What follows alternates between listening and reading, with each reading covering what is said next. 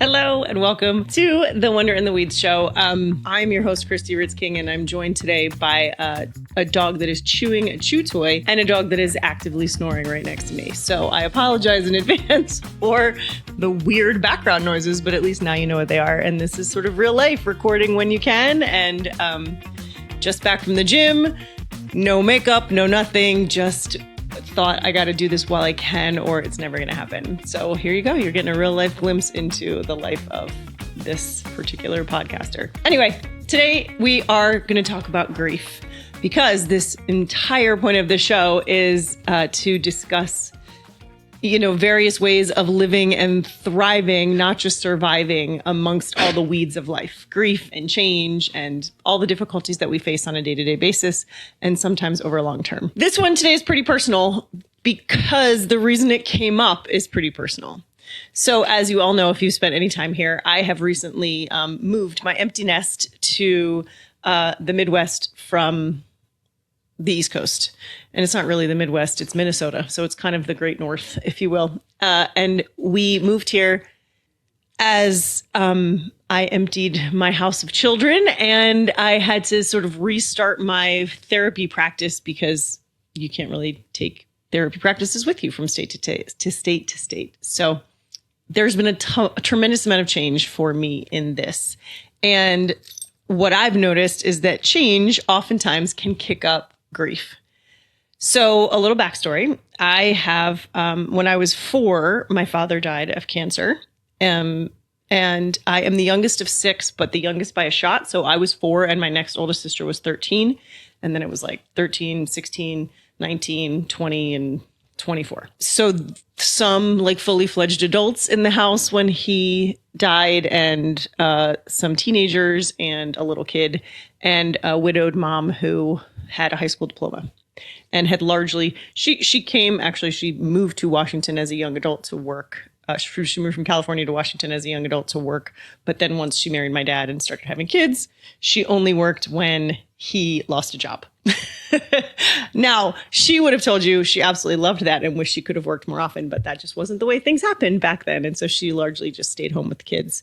So when he died, it was incumbent upon her to go to work and find a job in order to raise those of us that were still at home and make sure we had, whatever we needed in life. So I grew up largely in a single parent household. And that came with its own weird set of challenges. And then when I was 30, almost 31 or just 31, I can never remember. My husband always corrects me. I think I had just turned 21. I had just had my second of 3 babies and my mom died of cancer as well. She had been diagnosed for the first time when I was a junior in college. Is that true? I was 20. So I was I think it was a junior in college when she was first diagnosed with colon cancer. She had surgery, and largely that took care of it back in the day. I don't think they did any treatment then, which is a different protocol now. I wouldn't suggest just having surgery and not doing any kind of treatment because it came back 10 years later. We got a great 10 years, we got a good 10 years out of her. And actually it came back a little sooner than that. It came back about 8 years later when I was pregnant with my first child, but she had treatment then and was able to keep it under control. And then we had another couple of years with her before it got really bad. The reason that this is what I wanted to talk about today is I lost both my parents, but I lost them in very different ways and at very different times in my life. And yet I think that it still comes up even this many years later. And as a therapist, I would say we've gotten much, much better in this country specifically of at least talking about grief or acknowledging grief in ways that we didn't used to. I mean, when my father died, I was little, so I don't remember exactly, but I do kind of remember that it was almost a secret that my mom was maybe sad, I would kind of catch her crying in her room, and I put catch her in quotes for those of you just listening. I would catch her, in quotes because it was almost like that. Like I busted her crying a couple times and it was, she would quickly clear her face and move on. And it was like, she wasn't allowed to be sad in front of me.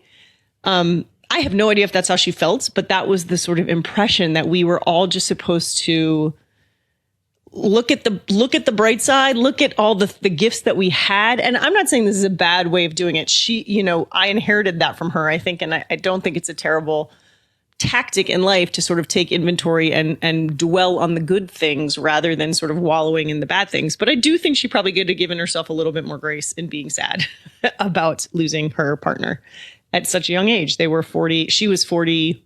Well, she was 47 when he died. I think he was 51. My point is we've gotten better about it, right? Like we're not hiding it anymore. Well, in many cases, I think in a lot of cases we are still hiding it, but we have a little bit better understanding of how it can take over your life and how it can affect you. And it's okay. We have a lot less shame around feeling that. I think there was some shame in the 70s and 80s and even 90s and early 2000s around grief and sort of how we dealt with it.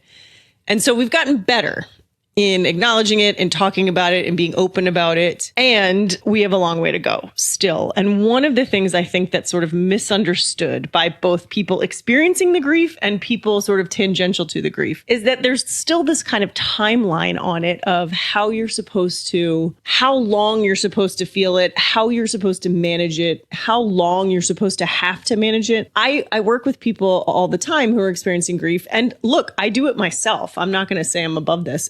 And there's a frustration sometimes when grief sneaks in. What I mean by that is, and I can only speak personally. So I've talked about my move at the beginning of this and how that tends, like big changes tend to kick up the grief a little. And I'll speak specifically about my mom. Losing your mom, look, it's never easy, but as a parent, there's like an extra level of trickiness to it because you don't, as a mom specifically, you don't have the person anymore that was thinking of you. You don't, no one can fill those shoes. We say this all the time about men who get married, like she's not going to be your mom, but the same is true for daughters too. Like you can't marry your mom and you can't expect your partner to fill the shoes of the person who was responsible for your formative years. And what I mean by that is I sometimes feel the way that it shows up for me is that I sometimes feel like no one has my back, and not because they don't, but because no one can have your back quite the same way your mom can have your back. And let me be clear, my mom was not the most like effusive of back havers. She was not openly, she's not openly like, what's the word? Affectionate or even like a real big cheerleader. Like you kind of had to sneak around to know if she was proud of you. Like you knew she was proud of you by what other people told you about how she spoke of you. Like she spoke well about you behind your back, but not necessarily to your face. So my point in telling you that is to tell you, like, it's not like I lost this like big cheerleader who was constantly telling me how proud she was or constantly telling me how much she loved me or even constantly approving of my choices and decisions. She was pretty vocal when she didn't approve of your choices and decisions. But she was always going to be there as the person that knew me the best and would able to either like tell me to get over myself or like just put her arm around me when that was all that I needed. And no one can fill those shoes. And that sounds really like nihilistic, I guess, or like really unhopeful. And I don't mean it like people can come close. My husband comes close. He's my biggest cheerleader, always has been, much more than she ever was, quite frankly. But he isn't, and he's always going to have my back, but not in the same way. And also, like, who do I complain to when it's about him? I can't really call his mom and complain about him. Although she probably would let me. It's not really a thing that you can do. You can always call your mom and complain about your partner. Even if your mom would be like, get over yourself, they're not doing anything wrong. You could always count on your mom to like not judge you for that or not whatever. And look, I want to recognize really quickly, this is not the case for all people. I know there are people with really complicated relationships with their mothers who are listening to this right now going, what are you talking about? She's never going to judge you. That's all mine does is judge me. And so I want to be really clear that I have both I had a great relationship with her, but also I have the sort of hindsight of somebody who's lost a person. So I don't really have to deal with the adult version of her. I have that's one gift, I guess, of grief is that you're able to look back on only the good parts of it about what you miss instead of the reality of look, a lot of times I hated her responses and she didn't feel like she had my back and all of those things. So I want to just lay that out there really quick right now so that we're all clear that I understand not everybody has a perfect relationship with their parents and they can't always get what they want from them or need from them. But in a lot of cases, the thing that we can get from our parents is that sort of unfiltered, unshakable love that no one else can really give us in the same way.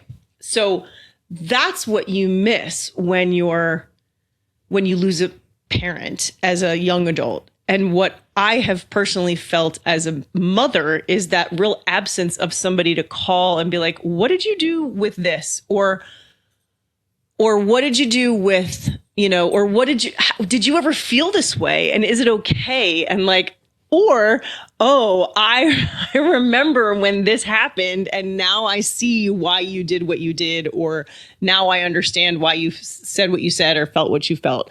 For instance, with all of my kids leaving this year for the final time, I've had 2 of them have already been in college, but my last one left. And I can remember the summer before I left. So I was the baby of the family. And the summer before I left college, we fought more than we had in 18 years. And then again, the summer before I got married, I was back living at the house. I'd been home for a year after college and I was back living at the house. And my mom and I fought more than we'd ever fought in my life over the dumbest stuff. And I now, all these years later, I'm able to be like, oh, she was feeling scared about what is her role in this. And she is now sort of questioning how I needed her as her kid. I can't talk to her about that right now because that's exactly what I'm going through.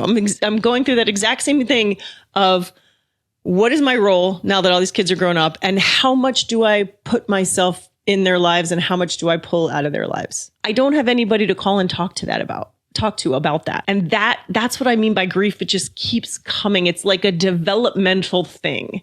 You have this thing that happens. Someone dies, you lose somebody, and you have that sort of initial period of grief where it's everybody's okay with you being really sad and really irritated or really angry or not feeling like going out or whatever the things that come with that. There's this time period where everybody's okay with that, or most people are okay with that. And then the world decides arbitrarily that timeline is over and you should be over it, or you should be moved on, or you should be back to normal, quote unquote, back to normal.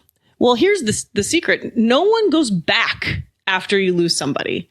My life has very distinct beginnings and befores and afters.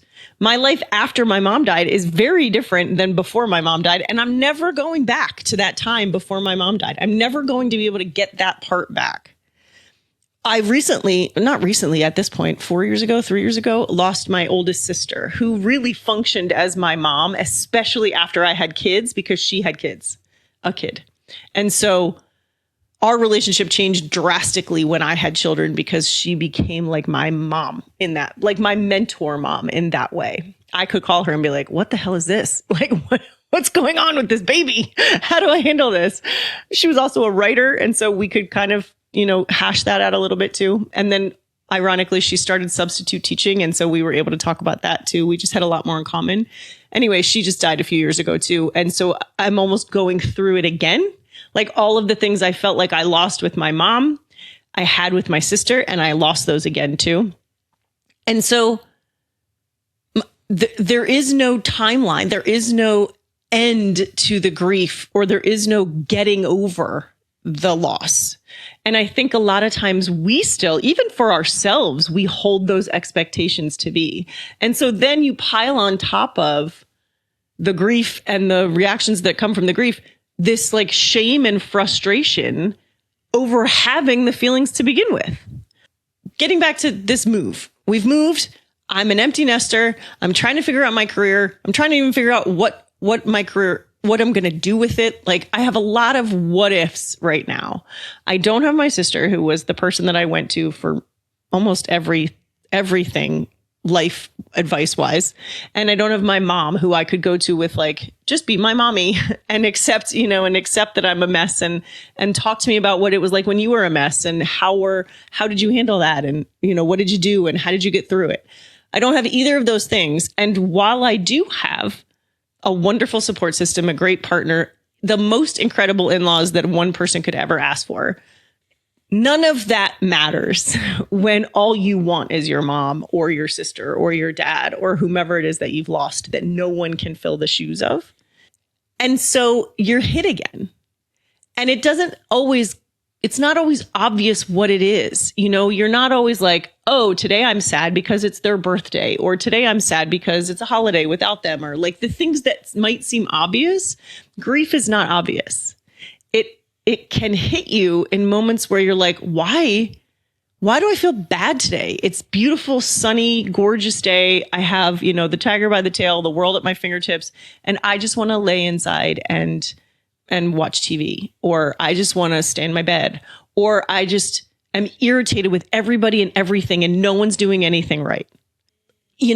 Some other mix of emotions that feel confusing and frustrating at the time often are the noticing of that loss, of what's not there, of how unfair it is. I have on more than one occasion pointed out to other people, and need to take this advice for myself too, that like death is unfair. Kind of no matter when it happens, we can justify it sometimes in our head. We're like, oh, they lived a long life or they whatever. But even if your mom is 90, it's still your mom and you've still lost her and you have to keep living after that person goes. So yes, did it feel catastrophic that my mother died when I was only 30 years old? 100% it felt catastrophic. But no more or less catastrophic than when I was 4 years old, and no more or less catastrophic than my friends who are 50 and 60 when their mothers die. Like, it's still your parent and you're still losing that in your life as it is. So there's no sort of like measuring stick for how bad it's supposed to feel or how unfair it is. It always feels unfair. It feels unfair that we have to lose people we love. So when the feelings are frustration or anger or that like sense of injustice, that's grief. And we have to give ourselves the wide berth to feel all of that stuff. That's what's happening for me right now. My sort of the weeds of current are this grief around a loss that happened a long time ago, and one that happened not so long ago, but still is, according to the world, I should be over by now, quote unquote. I'm as I sit in that, as I try to figure it out for myself, I'm sort of reminded that there's a lot of us out here going through this. And, we can talk about collective grief at another episode, because that's something that certainly we're feeling in a lot of ways too. But I just mean the more individual, like personalized grief right now, because that's sort of top of mind for me. As a human, that's what I'm going through. And that's what I'm experiencing. And that's what I'm noticing, is that like, there is no end game. She's been gone for 22 years, 21 years. I think it'll be 22 years this May. But it still some days feels like this acute loss, this thing that not just happened, but this thing that still feels powerful in its emptiness. That's not every day. There is a you don't get over it. You don't move on. You don't do those things, but there is a lessening of it. My most favorite like metaphor, I guess, or visual, somebody gave me a visualization once. I think it was an old boss, and I'm sure he stole it from somebody. I don't think it's his. I'm sure it's some famous psychiatrist or psychologist or something, but he drew this box, and inside the box, he drew a big red ball. So the box was barely containing the ball. And he said to me, this is what it feels like when you first lose someone. The sides of the ball, when they touch the box, it hurts. And when you first lose somebody, that box is only just a little bit bigger than the ball. So the sides are touching pretty much all the time. And what happens is over time, the ball doesn't go away and the box doesn't grow, but the ball does deflate a little bit over time. And so you still have moments where it bounces against the sides. You know, if you picture sort of a big rubber ball, as it shrinks and shrinks, it's still going to move around inside there a little bit, and it's going to bounce against the sides or rest on the bottom, and that's going to hurt. And it might hurt as much as it did when it was constant. The depth of it might be just as much when it hurts. That loss might feel just as bad when it hurts. It just does that less frequently. And it doesn't always feel the same. So recognizing when you're irritable or when you're frustrated or when you're just plain angry or when you're feeling like something is unfair and the thing that's right in front of you isn't nearly as unfair as you feel like it is what we need to recognize as grief. And so what do we do about it? I'm in it right now. I'm in it. I feel it more frequently than I should. I'm sad more often than I'd think. I feel a little bit like lost sometimes. I feel a little like directionless and rudderless of like, I don't know what to do and I don't know who to reach out to and I don't know who to ask and I don't know how to honor these people. Like I'm kind of carrying that around with me a little bit too. Like how do I live in such a way that I'm honoring them? You know, one of the other sort of kick in the pants parts is I've moved to this part of the world where there is a lot of my father's family in the area. Not a lot. There is a decent amount of my father's family in the area. Cousins that we were close to growing up. Well, my older sisters were really close to them, but because just age factor. But my dad and their dad were brothers and were probably the closest of the brothers, maybe. Now, again, my dad died when I was 4, so I don't have a ton of family history with these folks, but they're always in my periphery because that uncle was always in my periphery. My mom, you know, he came to our house when other brothers passed away and he'd come to funerals and like we had the kids to our house once in the summer. And there's always been this tangential sort of awareness of this family as my dad's family. And they were part of it that my mom hung on to. And so I'm out here now and I've spent the bulk of my marriage. I've been married 28 years, almost 28 years. And we have spent the bulk of that time around my husband's massive extended family. And so my kids know all their cousins and their cousins' cousins and their cousins' kids and everything else. They don't really know, other than my siblings, my direct siblings and their children. My kids don't really know my dad's family at all. And my mom's really at all either, but they're smaller and farther away. So that's kind of why. They have met more of my mom's family until this point, mostly just because I made that effort. I knew them better, so I made that effort to go meet them. So being out here and like hanging out with these people that look like us and like, you know, you see the resemblance and you see the mannerisms and you hear them talk and it's like wild to experience because these are people that are clearly related to me. And we always joke, my youngest kid and I joke that we have this like, you know, my side of the family's Polish or like that, whatever, Polish, I don't know, Slovakian. I don't honestly know for sure, but we have that sort of stockier build. My husband's side and actually my mom's side are these long, thin string beanie people. And that's what most of my kids look like. They have most that like long, lean, skinny, tall, you know, folks. My youngest and I have the like, you know, we call them coal miner builds. Like they, you know, they're digging coal and you know, using their bodies for work. And we have that, the broad shoulders, the thick bottoms, you know, the thick hips, the thick thighs. Like that's where we come from. And we always joke. So ironically, we go and I'm making us sound terribly unattractive, by the way. They're not. These people are beautiful. My cousins are beautiful people. But just to go into a room and have people that look like you, my son and I were like, oh, here's where we get it. Like these are our people. It's a really fun. And also there's this like, oof, this is a real loss. Like we barely know these folks. And that feels extra sad that like, not only do we barely know them, but then they'll start telling stories. And because they're a little bit older than me, they have stories of my dad that I don't have. And I'm like, I barely know this guy you're talking about. Like you guys have more and you have more with him than I do because I was only 4 when he died. So there's this strange sort of hole in the room when I'm with them. Like part of me, my heart is bursting because I'm like, I get to hang out with these people that I have always heard tale of, but don't really know personally, but really feel like I know because they're family when all is said and done.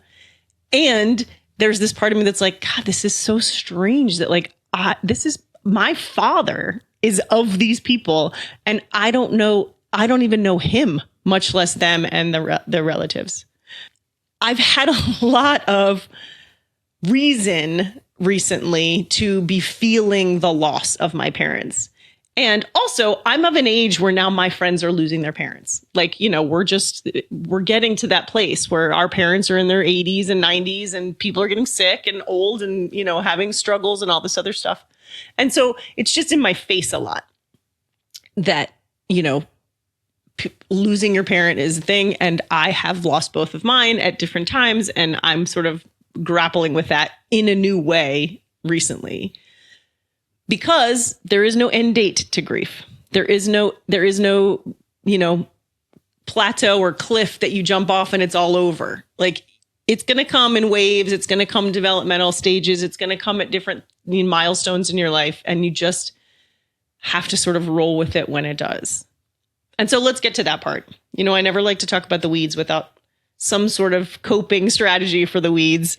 And I wrote this part down because I wanted to make sure I got to it all. But, you know, I think going back to the beginning when I said we're getting better at talking about it, I still don't think we're totally there because I think we as individuals don't give ourselves enough grace to feel it.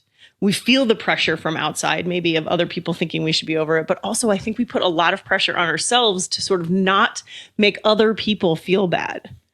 And so we push it down or we shove past it or we get angry at ourselves for feeling it. And so I think step one is to like just make space for whatever the feelings are, whether they're anger, whether they're frustration, whether they're sadness. We all expect that grief is going to show up as sadness, but sometimes it just shows up at like being pissed off at the world or being frustrated or initial sort of reactivity and then being frustrated at the reactivity.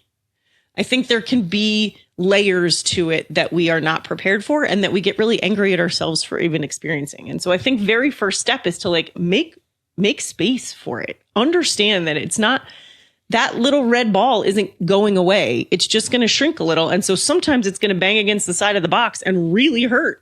And we need to make room for that and be okay with that. Meaning be okay that we're feeling it.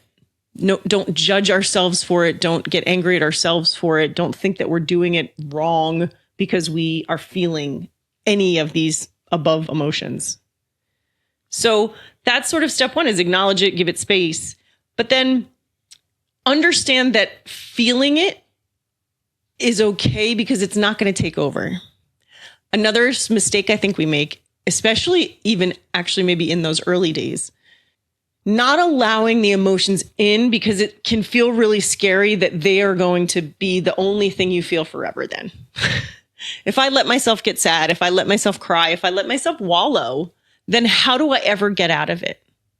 Not only acknowledging the grief for whatever it is, however it shows up, but then giving it some space and allowing it in, understanding this doesn't mean it's going to take over. And this doesn't mean I'm never going to be happy again. It just means right now it's knocking at the door and it needs some time with me. It needs me to, you know, rest or take it easy or watch a funny movie or do whatever it is to feel it and then move on from it. In that same vein of knowing it's not going to take over, when you give it some time, how then do you move on or move through or get out of that? And that is a more individual idea. And I think it goes to the next part of what I was going to say, which is that as much as we can, plan for it. You know, I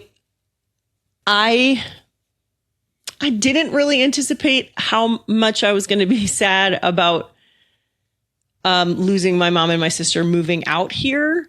But once I started to notice it, I was like, oh, this is going to be a thing. Like, this is coming for me. And so if there are days, or if there are milestone days, or, for me personally, I can't say us, I don't know what my siblings experienced, but my mom died right around Mother's Day. So sometimes Mother's Day falls on her day, on her anniversary.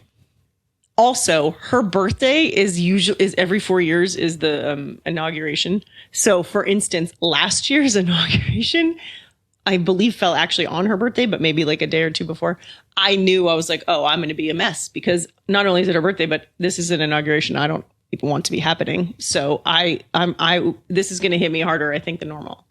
And so I planned for it in a way that's like, I'm just going to take it easy on myself. Maybe I'm not going to have as many clients that day. Maybe I'm going to push some clients to another day. Maybe I'm going to, schedule in a movie day, or make sure I go to a class at the gym, or some sort of coping strategy that not pushes it away, not makes it, so that I don't have to feel it, but that helps me navigate those feelings. For some people, that really is just wallowing. Like, some days that's true for me. Some days I'm like, I'm not getting out of my pajamas or my sweatpants, and I'm going to watch movies all day. Some days that happens. Not very frequently, but sometimes. Other times I want to go for a walk, or other times I want to call my sisters, or other times I want to call a friend, or other times I want to read a book or something that really does take my mind away from what's happening. So as much as you can plan for it, birthdays, even your kids. So here's one thing I will say as a mother who lost a mother. My children's milestones. I'm not sure I had this awareness in the early days, but I quickly learned that my children's milestones were always going to have a bittersweetness to them, because she was not going to be there to experience it. I can tell you the memory I have. I don't know if this was the first time for real, but it was definitely an acute memory. My kids all went to the school where in the 8th grade, they did a fashion show. It was to help them with presentation skills and all this other stuff. And also it was a lot of fun. So they got to go pick out dresses and suits and tuxes and whatever. Anyway, my oldest, when she did it, and so my mother had been gone for a million years at that point. No, she was 13. So she'd been gone for 11 years at that point. So it's not like it was a recent loss. And also we moved. We didn't even live in the same state. So none of my family was there, which was tough, because my sisters did tend to drive to my other house when for first communions and things like that. Not really, actually, but we had enough family support that I never felt like I was totally alone. That fashion show, my 8th grader, my in-laws were there. So we had family there, I think my in-laws were there. So we had family there, but I looked around the sort of front circle of parents, and almost everybody I knew had their parents with them. The moms, almost every mom I knew had their parents, if not both, at least a mother and or a father with them. And I remember at that moment feeling such crushing sadness and thinking, I did not expect to feel sad tonight. This is an amazing thing my daughter's getting to do, and it's a beautiful night, and it's this big milestone. She's going to go to high school next year and all these things. But I felt so empty. And then you quickly spiral into I can't let her know I feel this way. This is her big night. I put on a brave face and did, all the things we do as moms so that nobody else feels our pain. I was doing that night. I didn't plan for it, and I didn't probably handle it very well. I think I even said to my husband later that night, I didn't realize this was going to be so bittersweet, but seeing all the other grandmas there was tough for me. And so then the next time that rolled around, when my second one and then my third one all did the same fashion show, I knew, okay, this night was going to be tough. And I did whatever I did to sort of ritualize that. And, I have a bunch of different coping skills. Sometimes I talk to her. Sometimes I tell her what's going on. Sometimes when I was young and growing up and would have my own milestones, I would take something to where my father was buried, a graduation announcement, a prom, the ticket to prom, or I would take to the cemetery, the clipping from the newspaper if I did something in sports. It was sharing it with him helped me to move through that grief. As my kids got older, obviously I couldn't go to the cemetery because we don't live anywhere near it, but I would talk to her. and say, here's what's going on tonight. You'd be so proud of her. I used to have a blog that I would write real personal stuff on. And I used to write her letters about like, hey, here's where we are in our life. And I think that you would be excited about these parts. And you would be, you'd probably be giving me a hard time about these parts or whatever. You can keep a journal. You could voice record. What would you tell her if you got to call her today? What would you tell her if something was happening today? How would you share that with her? Whatever your coping skill is, if you know a particularly hard day is going to come up, you can plan for that and do those things. The other thing is too, if it's a particularly hard day and you have the ability to just not be like on, then take that opportunity. There were times where the grief for me was a total and complete irritability with my children, because here I was, this mom who was having to give, and no one was there for me to take from. And I know that sounds terrible, but really, ultimately, that's kind of what mothers and daughters do, right? We give and we take. We give to each other, we take from each other. Like, that's what we do. And again, no matter how incredible my in-laws are, they're not my parents. And so there were times with my small children where the grief was, I don't have an ability to deal with them anymore. Every one of their like regular, normal, developmentally appropriate small child slights felt like a personal attack. Or every time they weren't grateful enough, it was like, well, kid, don't you know how much I'm sacrificing to do this for you? No, the answer is no, they don't, because it's not their job to know that. They're just being kids. But grieving as a parent sometimes means you expect more from them than you should. And so if you can plan for that and say to your partner or say to another sibling or an auntie or a neighbor, hey, can you take them for a couple hours today? I just need to like not be someone's mom for 2 hours today. That's what I mean by plan for it. Like looking at your life or noticing when something happens and then the next time that rolls around, doing it a little bit differently. That's what I mean by planning for it. You can't always plan for grief. Sometimes it's just going to knock you upside the head, whether you have any awareness of it or not, or any preparation for it or not. And sometimes the things you do to prepare aren't going to be enough, or they're going to be, you didn't need to. You'll find like, oh, I got all ready. I mean, I can remember getting ready for my mom's birthdays over the years and realizing after a while, like, I don't, it's fine. I get through the day and it's not a thing. Like it's barely a blip for me. Whereas in the early days, I like made a cake and we celebrated her at dinner and my kids, we sang happy birthday. And, we did a lot of things in those early days. And then I remember one day looking up and being like, oh, it's her birthday. And I didn't even really remember that. And so it's not always going to be the same. Sometimes you're going to prepare and you're not going to need to. And other times you're going to be unprepared and it's not going to happen. And that's where the grace of it all moves in. You give yourself grace to feel it. You sort of take a minute and recognize like, oh, I think there's something else going on here besides what I'm feeling in this moment, which might be like total irritability of your partner or your kids or your coworkers or whatever. It might be more of what I'm really feeling is the unfairness of not being able to like call my mom and tell her about this thing, or call the person to complain to that I know is the only one in the world that's not going to judge me for it. So acknowledging it, planning for it when you can, but then also on not a day-to-day necessarily, but on a more regular basis. Again, going back to what I preach all the time, which is that intentional choice to look for the good stuff so that it doesn't all feel unfair. It doesn't all feel terrible. It doesn't all feel awful. You have those like stored up moments of goodness and delight that you can use when things feel particularly unfair or sad or frustrating or insert bad thing here. It's kind of a multi-step process, starting with giving yourself grace and acknowledging and allowing whatever the feelings are in, knowing that they're not going to take over. They deserve room to breathe, but they're not going to take over your ability to breathe. And then 2, having some awareness of what the stumbling blocks might be, or what the parts might, the over the years, the things might be, even if you don't know it in the moment, recognizing it and then making some sort of concession for it next time, if you can. And then 3rd, sort of choosing every day. And again, I'm not talking right after a loss because you do whatever you can to survive in those acute moments right after a loss. But as the years go on and as time goes on and as the world is expected that you have moved on, acknowledging that no one ever really moves on from a loss. They incorporate other things into their life to make that ball shrink a little bit more and to make the pain a little less frequent.